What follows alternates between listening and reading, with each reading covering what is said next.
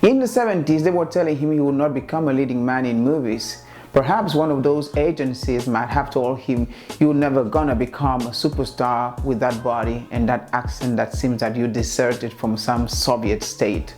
But that man ended up becoming one of the biggest stars in Hollywood. We're talking about Arnold Schwarzenegger.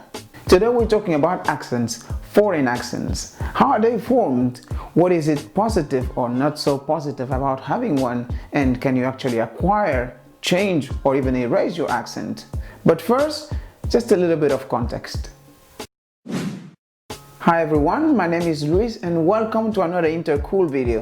If you're new here, please consider subscribing as it will really help this channel. Also, click the notification bell so you're notified every time I release a new video just like this. You don't want to miss it.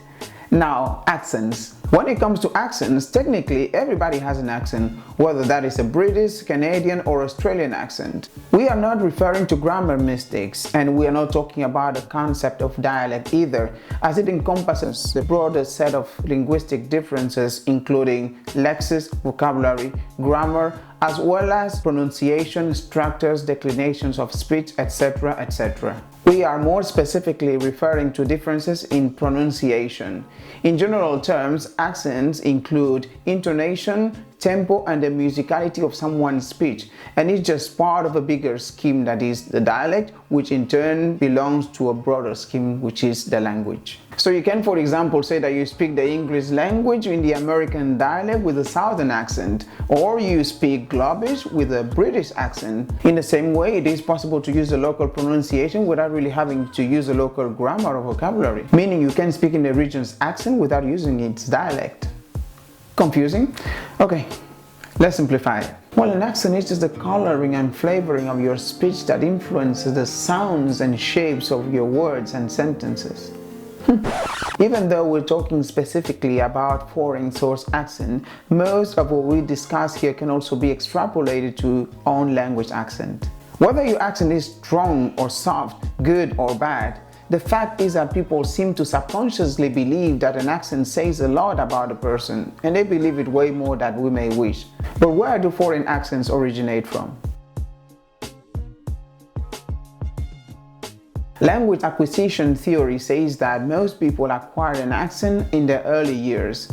Your accent is the result of how, when, and where you learn the language that you're speaking with. Kids can take on accent fairly quickly. Children of immigrant families, for example, generally have a more native-like accent and pronunciation than their parents, but both children and parents may still have some noticeable non-native accent. Accent seems to remain relatively malleable until a person's early 20s, after which a person's accent seems to become a little bit more entrenched. This theory, however, is a bit controversial among researchers. Although many subscribe to some form of the critical period, they either place it before puberty or they consider it more like a critical window, which may vary from one individual to another and depends on factors other than age, such as length of residence, the difference between the non-native language and the native language, and the frequency with which both languages are used. Nevertheless, speech patterns can continue to change over a lifetime,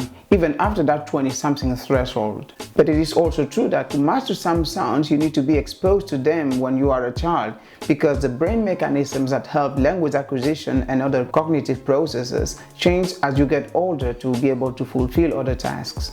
Arnold Schwarzenegger, for example, who has lived in the States for many years, has never really been able to erase his accent completely. Remember, he moved to the US when he was 21 years old. Another good example is PewDiePie. If you watch some of his older videos, you'll realize that at the beginning he had quite a thick Swedish accent, but after many years of practicing and speaking, he has been able to pretty much get rid of it to the point that you will hardly realize that he's not a native speaker. He moved to the UK when he was 23 years old. So what are the consequences and implications of having an accent?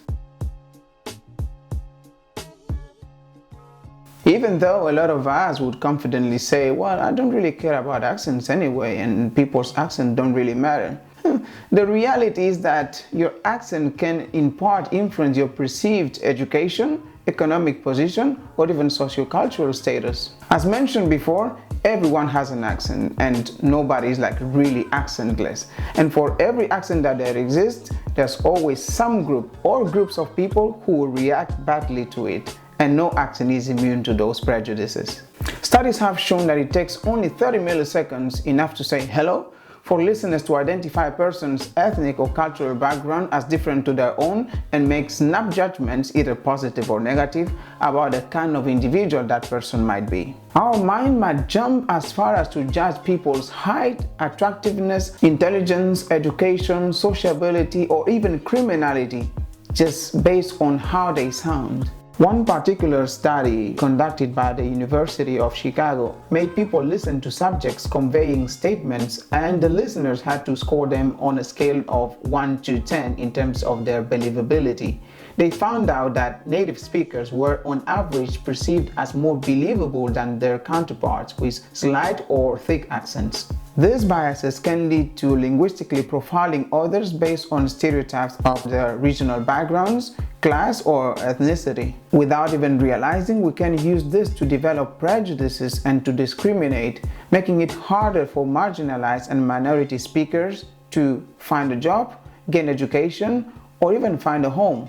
In one study, John Bogan, a social linguist at Stanford University, made repeated phone calls in answers to newspaper advertisements for apartments, using different accents, and recorded how many of those apartments were available or unavailable, depending on whether he used African American English, Chicano English, or Standard American English accents.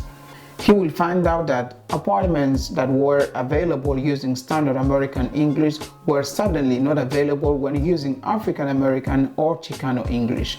This is not because there's anything linguistically wrong with those accents, but that listeners judge them as markers of racial and ethnic traits that they found undesirable. We have already talked about stereotypes in a previous video, which you can actually check somewhere around here. But in an even more practical level, an accent can obviously make it harder for someone to be understood.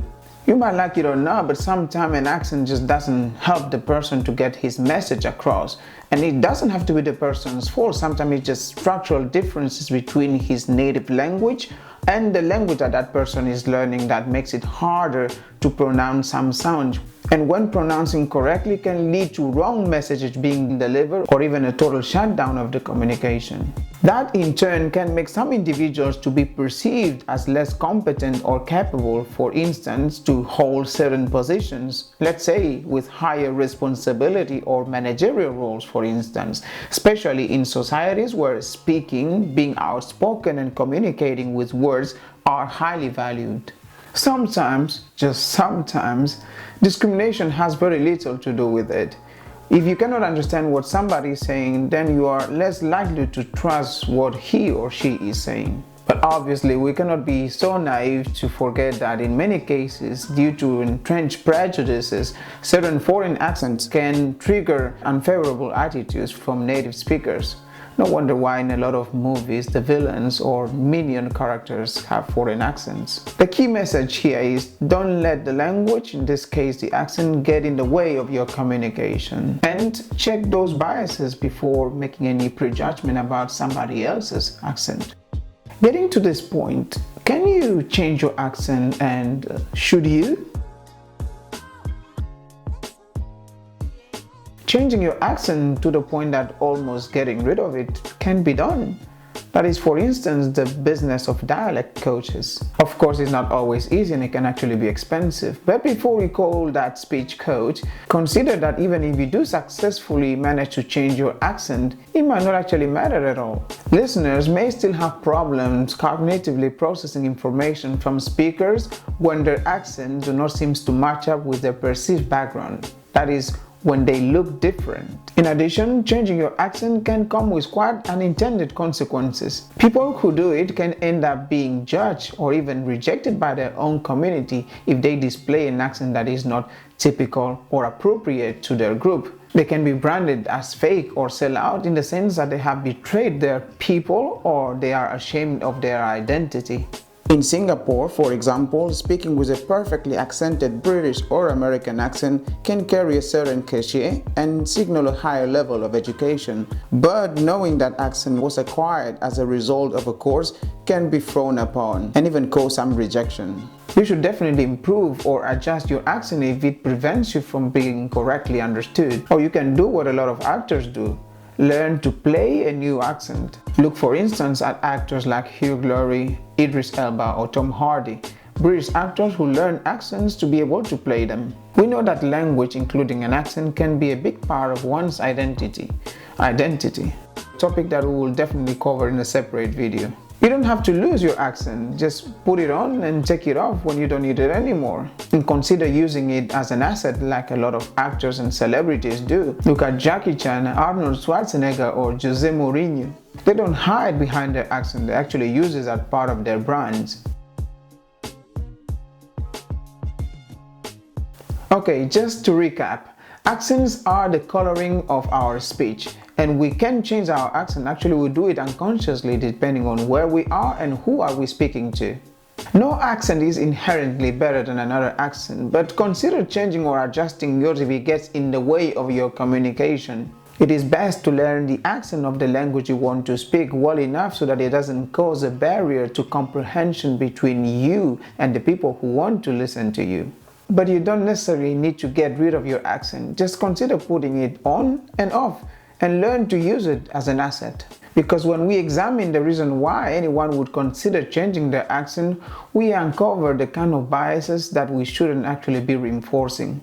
People may say that your accent says a lot about you, but perhaps that is not that true. It just depends on who is listening. Thank you very much for watching. Thank you very much for your time. Like the video, share it, and I will see you next time.